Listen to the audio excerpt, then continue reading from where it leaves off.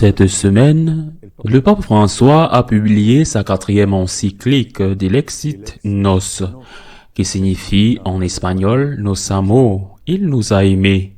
Il s'agit d'une encyclique consacrée à la dévotion au Sacré-Cœur de Jésus. Il faut commencer par dire que ce sont les jésuites qui ont été les grands promoteurs de cette dévotion depuis ses origines, et qu'il faut rappeler que le pape est un jésuite. C'est un très beau texte qui parle de l'importance de cette dévotion, du sens de l'amour manifesté par Jésus en nous, montrant son cœur, un cœur amoureux. L'encyclique est divisée en 4 chapitres et le premier parle précisément de l'importance du cœur, de la capacité de l'amour à tout transformer, de la puissance de l'amour. Sans le citer, ce premier chapitre est imprégné de ce que disait Saint Jean de la Croix. Là où il n'y a pas d'amour, mettez de l'amour, et vous trouverez de l'amour.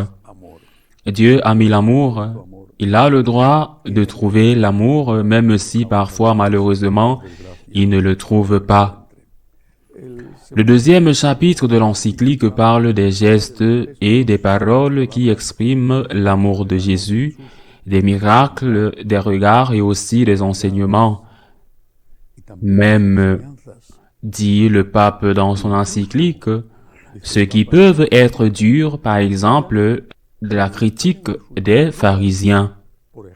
Cela me semble particulièrement important pour nous. Rappelez que les corrections sont aussi un acte d'amour lorsque, par exemple, une mère corrige son enfant ou qu'un professeur corrige toujours respectueusement son élève.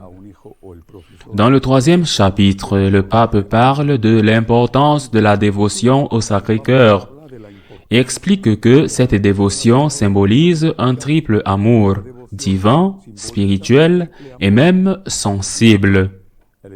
Enfin, le 4e chapitre intitulé « L'amour qui abreuve » met l'accent sur le besoin d'amour que nous avons en tant qu'êtres humains et qui n'est pleinement satisfait que par Dieu. Ici aussi les paroles d'un autre grand saint, Saint Augustin, qui n'hésitait pas à dire dans ses confessions « Dieu nous a fait pour toi, Seigneur, et notre cœur est sans repos tant qu'il ne repose en toi. » Raison sans être citée, l'encyclique se termine en affirmant que le cœur de Jésus est la principale source de miséricorde et de grâce vers laquelle nous devons toujours nous tourner pour chercher le pardon, la consolation et l'amour. J'ai trouvé providentiel que quelques jours avant la présentation de cette encyclique par le pape François, un essai, un article de son prédécesseur, le pape Benoît XVI, dont il avait explicitement demandé la publication après sa mort, ait été rendu public. Dans cet article, le pape Ratzinger réfléchit à certaines des choses qu'il voyait déjà se produire. Il dit, par exemple, qu'une caractéristique de la modernité, et il cite la modernité qui commence théologiquement avec Luther, qu'une caractéristique de la modernité est la recherche de la liberté. Mais cette quête de liberté a atteint un tel degré que l'homme a la prétention de décider lui-même non seulement de ce qui est bon et de ce qui est mauvais, mais même de ce qu'est sa propre nature, indépendamment de la biologie, ce que nous appelons l'idéologie du genre. Nous n'avons plus, ou peu de gens ont, de lieu, de lien qui nous oblige à dire c'est comme ça, indépendamment de ce que je voudrais que ce soit.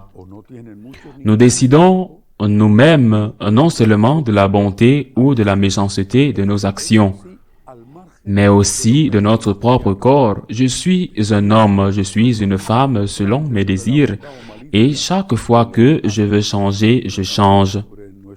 Mais Benoît XVI dit aussi dans cet article que l'histoire de l'homme est l'histoire de fautes toujours nouvelles. Donc, si Dieu est retiré de l'horizon humain, la possibilité de recevoir le pardon pour ses fautes est aussi retirée. Qui va nous pardonner s'il n'y a pas de Dieu pour nous pardonner? L'homme, dit le pape Ratzinger, est un être qui a besoin de guérison, de pardon. Le fait que ce pardon existe comme une réalité et pas seulement comme un beau rêve est au cœur de l'image chrétienne de l'homme. C'est là que la doctrine des sacrements trouve sa juste place, la nécessité du baptême et de la pénitence, de l'Eucharistie et du sacerdoce, ainsi que du sacrement du mariage. Il me semble vraiment providentiel que l'encyclique et ce texte écrit, on ne sait pas quand, mais certainement avant la mort du pape Benoît, et qu'il avait attendu de publier jusqu'à présent à sa demande expresse, coïncide sur ce point la générosité du pardon. Le pape François dit dans son encyclique que seul Dieu peut nous pardonner et que nous pouvons toujours trouver dans son cœur sacré un océan infini de miséricorde.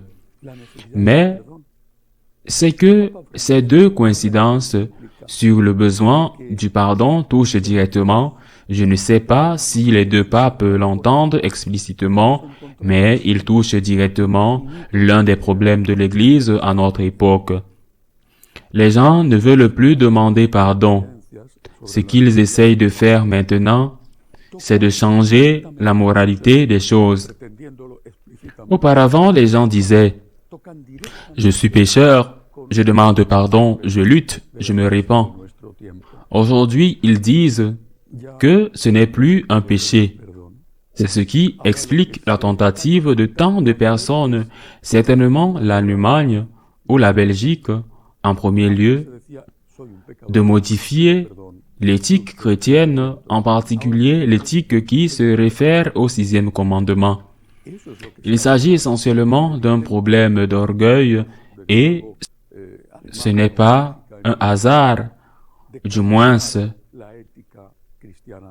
il ne me semble pas que ce soit dans les pays les plus riches que l'on essaye de faire ce changement, de remplacer le pardon, Seigneur, par l'orgueil. Car je n'ai rien à me faire pardonner parce que ce n'est pas un péché, c'est de l'orgueil. Et nous ne devons pas l'oublier.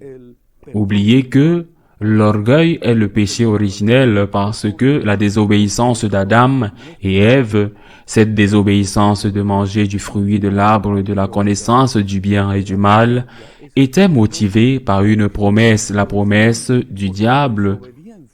Vous serez des dieux. Lorsque vous déciderez par vous-même ce qui est bon et ce qui est mauvais, vous serez des dieux. Ils y croyaient comme l'homme d'aujourd'hui y croit, comme de nombreux membres de l'Église y croient. Je déciderai par moi-même de ce qui est bien et de ce qui est mal. Le pape Ratzinger le dit, le désir de liberté de la modernité va jusqu'à affirmer que vous êtes un homme ou une femme indépendamment de votre biologie, de votre nature. Eh bien, si cela se produit dans l'idéologie du genre, la même chose se produit dans l'Église, dans beaucoup, en ce qui concerne l'éthique et la morale.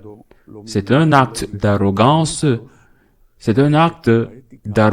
de ne pas vouloir reconnaître que nous sommes pécheurs et de vouloir manipuler le message de notre Seigneur en cherchant tous les tours et détours qu'il faut chercher pour dire qu'en réalité, ce qui était jusqu'à présent un péché, maintenant n'est plus un péché, mais l'objectif est le suivant, je ne veux pas demander le pardon. Et c'est là que réside l'arrogance.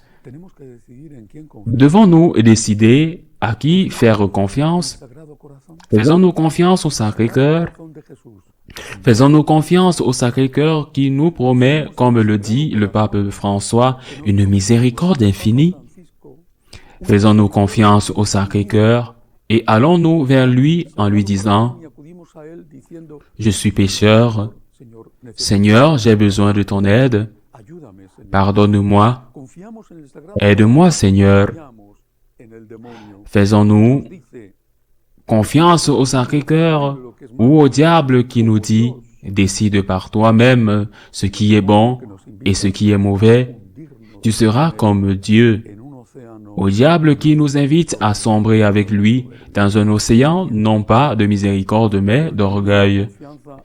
Par le chemin de la confiance dans le diable, nous arrivons à la destruction de l'humanité, comme l'a averti le pape Ratzinger dans son article. Une humanité sans enfants, une humanité avec l'euthanasie, une humanité où les divisions économiques et sociales sont toujours plus grandes.